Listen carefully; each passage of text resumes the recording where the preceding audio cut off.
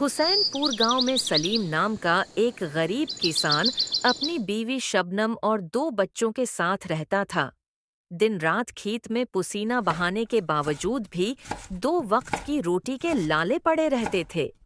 साहूकार का कर्ज बढ़ता जा रहा था और गुर्बत का अंधेरा उनके घर को घेर चुका था। शबनम बोली, अब तो हिम्मत टूट रही है। खेत में कुछ उगता नहीं। मजदूरी करने जाऊं तो काम नहीं मिलता। बच्चे भी भूखे सोते हैं। घबराओ मत। अल्लाह ने हमें हाथ पांव दिए हैं। हम मेहनत से कुछ न कुछ तो कर ही सकते हैं। लेकिन करें क्या? कोई रास्ता ही नजर नहीं आता।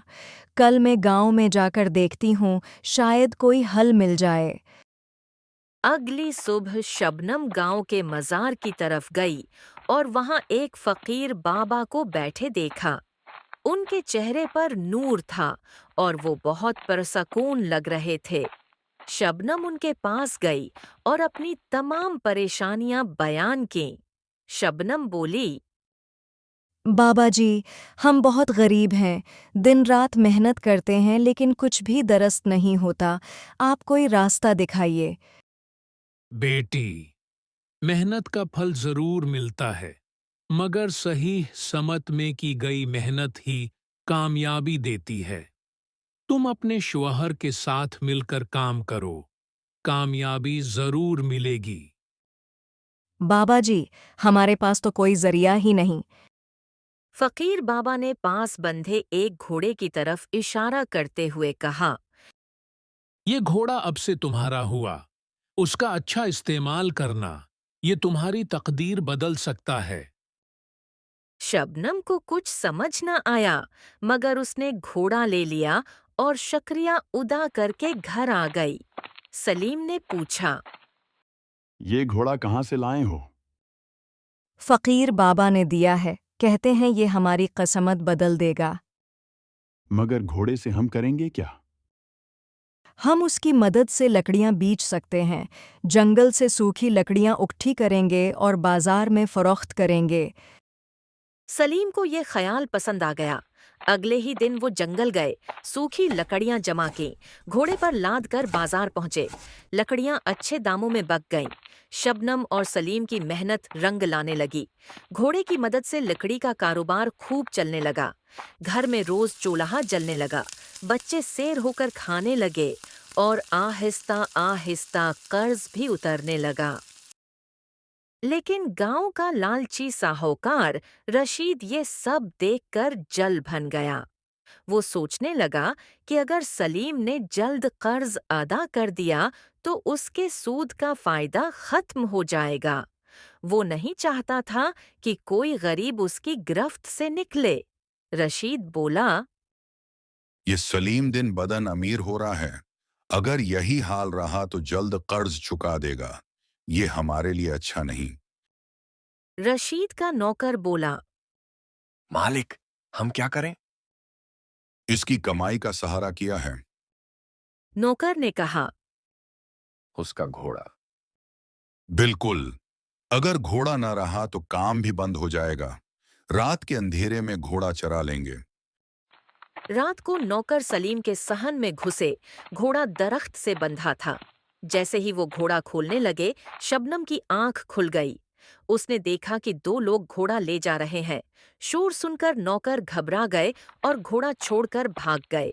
अगले दिन वो गांव के सरदार के पास गए, मगर सरदार साहूकार का दोस्त था। उसने कोई कार्रवाई न की। कुछ दिन बाद सलीम लकड़ियां लेकर बाजार गया। वहां रशीद साहूकार ने धोखा देकर शर्त रखी कि लकड़ियां जिस हालत में है इसी हालत में खरीदेगा, और उसी बहाने घोड़ा भी हथिया लिया। सलीम रोता हुआ घर आया। शबनम ने हौसला दिया, फिक्र न करो, अल्लाह के घर देर है अंधेर नहीं। अगले दिन शबनम ने नया घोड़ा खरीदा। जंगल से लकड़ियां काट कर घोड़े पर डालकर बाजार ले गई। रशीद फिर आ गया। उसने वही शर्त रखी। शबनम ने भी शर्त मान ली, मगर एक शर्त अपनी भी रख दी कि पैसे भी उसी हालत में देगा जिस हालत में होंगे।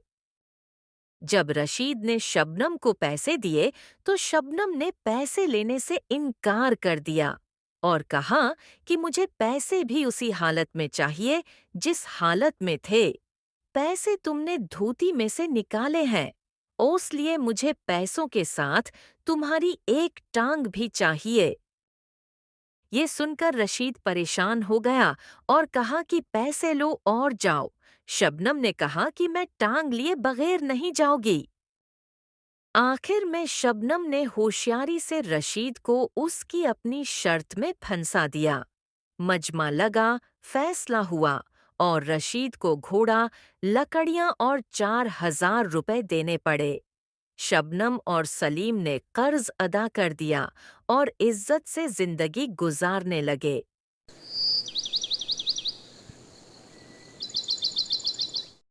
एक गांव में लालच दीन नाम का एक अमीर साहूकार रहता था जो हद से ज्यादा लालची था।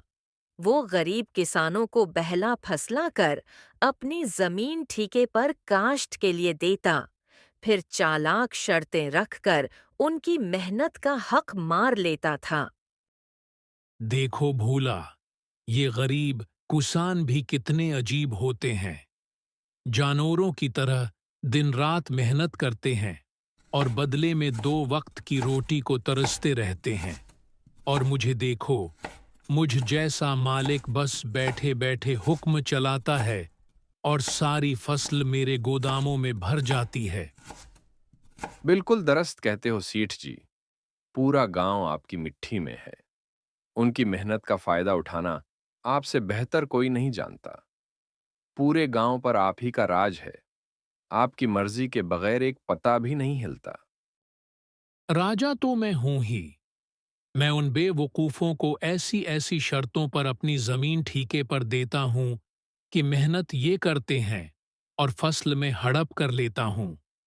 आखिर उनकी औकात ही क्या है मेरे सामने। सीठ ये बातें कर ही रहा था कि इसी वक्त उसके पास रहमत अली नाम का एक गरीब किसान आया। उसके चेहरे पर परेशानी और आंखों में मायूसी साफ झलक रही थी। सीठ जी, मैंने सुना है आप किसानों को अपनी जमीन ठेके पर देते हैं। हाँ भाई, तुमने बिल्कुल ठीक सुना है। मैं जमीन ठेके पर देता हूँ। सेठ जी, मैं भी आपकी जमीन पर खेती करना चाहता हूँ। मुझे 1 साल के लिए आपकी जमीन ठेके पर दे दीजिए। मेरा नाम रहमत अली है और मैं करीबी गांव नूरपुर में रहता हूँ। ठीक है रहमत, मैं जमीन तो दे दूंगा, मगर पहले मेरी शर्तें सुन लो। जी सेठ जी, बताइए क्या शर्त है। शर्त यह है कि तुम मेरी जमीन पर काम करोगे और 1 साल बाद जो भी फसल होगी उसका आधा हिस्सा तुम्हारा और आधा मेरा होगा। ठीक है सेठ जी, मुझे आपकी शर्त मंजूर है। कागजी कार्रवाई के बाद रहमत अली वहां से चला गया और अगले दिन खेत में मेहनत से काम शुरू कर दिया। चलो, सेठ जी से जमीन तो मिल गई। अब खूब मेहनत करूंगा। अगर फसल अच्छी हुई तो शायद मेरे हिस्से में भी कुछ बच जाए। रहमत अली दिन रात सख्त मेहनत करता रहा। चंद महीनों बाद फसल तैयार हो गई और उसने कटाई शुरू कर दी। इस साल तो फसल बहुत अच्छी हुई है। अगर आधी भी सेठ ले जाए तो भी मेरे हिस्से में कुछ तो आ ही जाएगा। फसल की खबर सेठ लालच दीन के कानों तक पहुंची। सीठ जी, सुना है आज रहमत अली अपनी फसल काट रहा है। इस साल फसल बहुत अच्छी हुई है। वाकई, ये तो बहुत खुशी की बात है। चलो देखते हैं। अरे रहमत, फसल तैयार हो गई। इस बार तो फसल बहुत अच्छी लग रही है। जी सेठ जी, मैंने धान की फसल लगाई थी। बहुत मेहनत के बाद ये फसल तैयार हुई है। ये सब तेरी मेहनत का कमाल नहीं, ये मेरी जरखीज जमीन का नतीजा है। मेहनत हो या ना हो, फसल तो होनी ही थी। सेठ जी, जमीन जरखीज हो सकती है मगर मेहनत के बगैर फसल कैसे होगी। ज्यादा बोल मत। मेहनत तो मजदूर भी करते हैं। असल हकदार वही है जिसकी जमीन हो। अब जल्दी से मेरे हिस्से की अच्छी फसल निकाल। ये कहकर सेठ बेहतरीन फसल ले गया और खराब हिस्सा रहमत अली के पास छोड़ गया। रहमत अली मायूस हो गया। ए खुदा, इतनी मेहनत के बाद बस यही नसीब में आया। कब तक दूसरों के इशारों पर नाचूंगा? कब मेरी अपनी जमीन होगी? कुछ महीनों बाद रहमत अली का बेटा सलमान, जो शहर में पढ़ने गया था, वापस गांव आया। गांव की हालत देखकर वो बहुत अफसरदा हुआ। अबाजान, गांव के सब लोग इतने परेशान क्यों हैं? बेटा, इस गांव में किसानों की किस्मत ही ऐसी है। लालच दीन जैसे लोग हमारी मेहनत खा जाते हैं। सलमान को बहुत गुस्सा आया। अबाजान, अब ये जुल्म नहीं चलेगा। इस बार मैं खुद खेती करूंगा और इस लालची सेठ को इसकी ही शर्तों में जवाब दूंगा। अगले दिन सलमान सेठ के पास पहुंचा। सेठ जी, इस बार मैं अपने वालिद की जगह खेती करना चाहता हूँ। मुझे जमीन ठीके पर चाहिए। तुम? पढ़ा लिखा लड़का खेती करेगा? सेठ जी, मैं किसान का बेटा हूँ। खेती मेरा हक है। ठीक है, शर्त सुन लो। जो भी फसल लगाओगे, आधी मेरी होगी, आधी तुम्हारी, मगर ऊपर का हिस्सा मेरा और नीचे का तुम्हारा होगा। मंजूर है सेठ जी। सलमान ने उस बार धान के बजाय आलू की फसल लगाई। फसल तैयार हुई तो सेठ आ गया। शर्त याद है ना? जी, ऊपर का हिस्सा आपका, नीचे का मेरा। ये क्या, तुमने आलू लगा दिए? जी सेठ जी। यूं सेठ के हिस्से में पत्ते और घास आई और आलू सलमान ले गया। सेठ गुस्से में बोला, इस बार तो बच गया, मगर अगली बार नहीं। अगले बार जब सलमान सेठ के पास गया तो सेठ ने शर्त रख दी। नीचे का हिस्सा मेरा, ऊपर का तुम्हारा। सलमान ने गंदम की फसल लगा दी और फिर जीत गया। फिर तीसरी बार सेठ बोला, ऊपर नीचे सब मेरा, बीच का तुम्हारा। सलमान ने गन्ने की फसल लगा दी। जब फसल तैयार हुई तो सेठ शर्मिंदा हो गया। ये मेरी ही करनी का फल है। मैंने बहुत जुल्म किया। आज मेरी आंखें खुल गईं। अब मैं किसी किसान को नहीं सताऊंगा।